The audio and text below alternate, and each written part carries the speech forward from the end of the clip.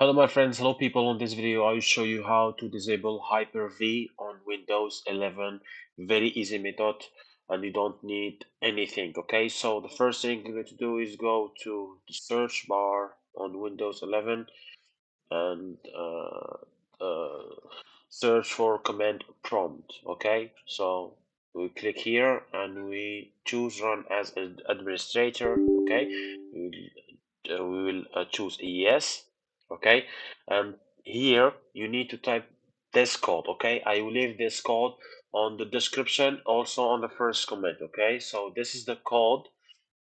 So the code is bcd edits space slash set space hypervisor launch type space off. Okay, so we'll type this code on here and we'll click enter, or you can copy paste the code from the description or from the comments and type it directly here, and as you can see here the operation completed successful.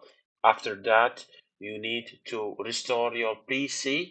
Okay, restore it by go to here and go here and choose a restart. Okay, and everything will be all right. So please don't forget to subscribe to my channel, like the video, and tell me if this method working for you or not. If it's not working, I can show you how to do this, or how to disable Hyper-V option with another way. Thank you so much and good luck.